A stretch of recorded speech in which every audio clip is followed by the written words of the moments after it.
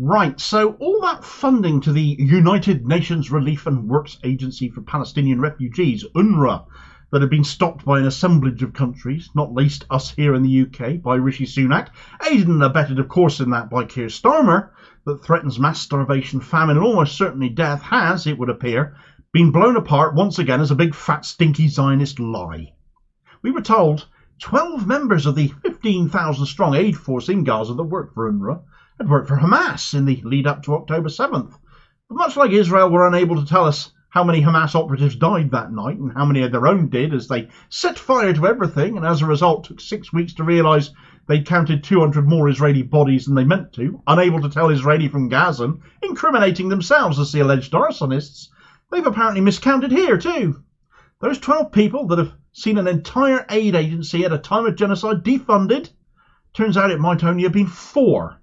And it gets even worse than that. Right, so UNRWA's defunding by a host of countries from the UK to the US, Canada, Italy and more has been met with widespread derision that they are pulling funding entirely from an organisation which is the last line in meeting the basic needs of the Palestinian population in both Gaza and the West Bank and elsewhere besides. It was established in 1949 following the Nakba to provide assistance and protection to Palestinian refugees, and is almost entirely run on donations, much of which come from other countries. So the pause in donations from some of the wealthiest and biggest of their donors has been crippling. It's been catastrophic. And it's made all the more pathetic when you consider that this has been based on pathetically little evidence, and even that now has been watered down. Pausing aid is basically aiding and abetting in the war crime of collective punishment, since those affected are completely innocent. If a group of bankers got caught collectively embezzling funds, the entire bank doesn't get shut down, does it? Yet an aid agency in the thick of the biggest humanitarian catastrophe we've seen in decades? Sure, and all because Israel says so. If you want a great example of just how wet the West is being over this, then you won't find a more pro-Israel lickspittle for the Netanyahu regime than US Secretary of State Antony Blinken, who has completely embarrassed himself on this UNRWA matter, because despite making claims publicly that the evidence produced by Israel is highly credible, he also admitted to the fact he hasn't actually seen it. At a press conference he said, "We haven't had the ability to investigate the allegations ourselves, but they are highly credible." Well, how can you possibly know that, you total balloon? And as it turns out, like most Israeli claims, which should only ever be taken with a pinch of salt unless independently verified, it's turned out to be anything but credible. We have been told for days now that there were 12 individuals accused of aiding Hamas in their actions on the night of October 7th, individuals who work for UNRWA, yet now Israeli intelligence documents have come out saying that actually it was 4.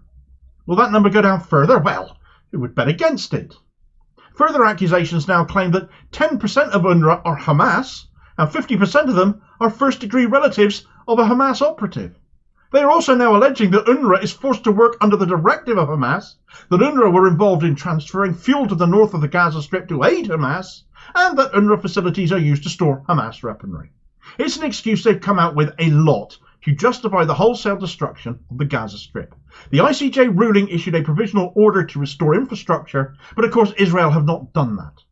This is all easily debunked too, and even Sky, who have reported on this, on the issuing of these Israeli intelligence documents, make it clear they've seen no evidence to actually back any of these documents up. And it says a lot that even a mainstream news source feels compelled to cover itself on such matters, when national intelligence documents you would figure from any credible democratic nation would be pretty much beyond doubt. But with Israel, everything has to be doubted. Sky's statement reads, "The Israeli intelligence documents make several claims that Sky News has not seen proof of, and many of the claims, even if true, do not directly implicate UNRWA."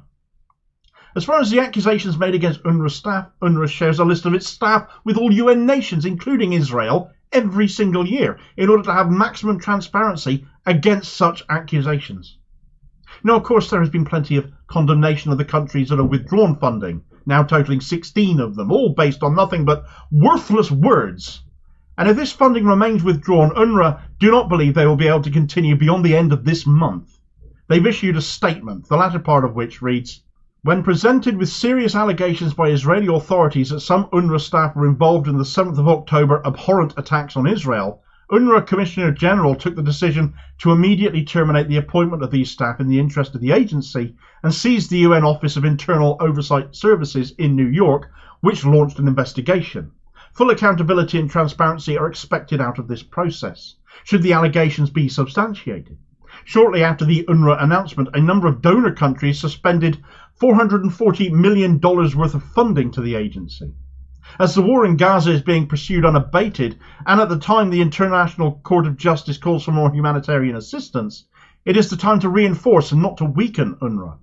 The agency remains the largest aid organisation in one of the most severe and complex humanitarian crises in the world, said UNRWA Commissioner General Philippe Lazzarini. I echo the call of the UN Secretary General Antonio Guterres to resume funding to UNRWA. If the funding remains suspended, we will most likely be forced to shut down our operations by end of February, not only in Gaza, but also across the region. UNRWA provides assistance to Palestinian refugees in the Gaza Strip, West Bank, including East Jerusalem, Jordan, Lebanon, and Syria. Thankfully, there's a growing list of countries prepared to buck the trend of funding abandonment by increasing theirs. Belgium, Luxembourg, Ireland, Norway, Spain, Scotland, and Slovenia have all publicly refused to cut funding to UNRWA. In fact, in Spain's case, they've trebled it. So how did the number of accused people end up falling from 12 to 4 anyway? Well, this just goes to show where you can't believe what Israel have to say on the matter. Of the 12 accusations, 2 of the staff accused were dead, 1 other hasn't been identified, and 1 more didn't even work for UNRWA, since their name didn't match any of the staff lists that UNRWA make available to UN member nations. That leaves 8. All 8 were dismissed immediately by UNRWA without any prior investigation, which I think is poor.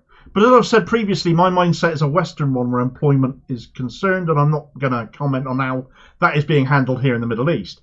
Nonetheless, though, with the number of accusations having fallen to 4, it looks like 4 former UNRWA workers might be entitled to ask for their job back. Though if funding's not restored, there won't be a job to return to in a month's time anyway. The United Nations Office of Oversight Services, or OIOS, is investigating this, so it'll be interesting to see how they resolve this mess. They need to work pretty fast, though, if UNRWA is going to be saved.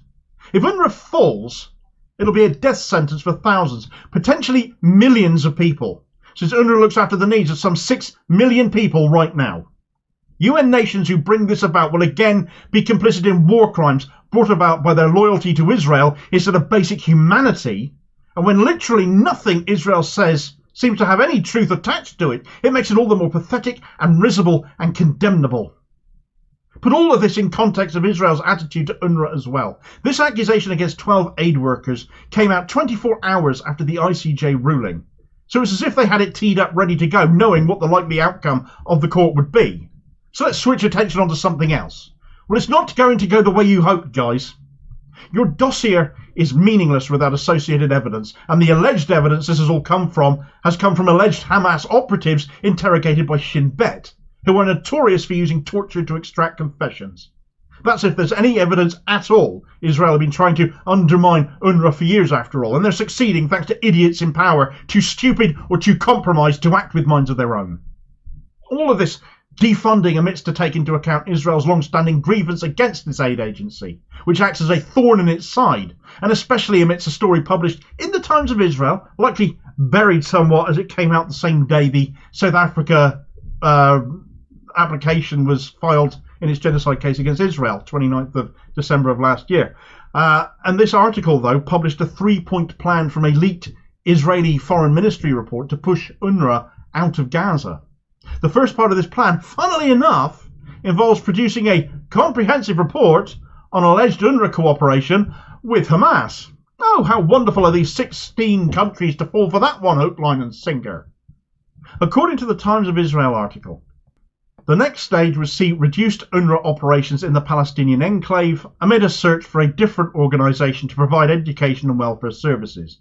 In the third stage, according to the report, all of UNRWA's duties will be transferred to the body governing Gaza following the war. It is embarrassing how quickly some of our leaders rush to support Israel even now. Every last one of them deserves their day in The Hague for it. This Israeli master plan to destroy the last line of support for millions of vulnerable people has to be restored. It has to be prevented from happening. And while Israel has been looking for new ways to undermine the plight of Gaza and making accusations against UNRWA over Hamas, Hamas have only just this week resumed firing rockets into Israel since they've been allowing time to give due process a chance. But what hope can they or anyone else in Gaza have when for too many Western leaders, all Israel have to do is say jump for them to say how high? Watch this video next to get the story on Hamas's self-imposed ceasefire that has now ended, and I'll hopefully catch you on the next vid. Cheers, folks.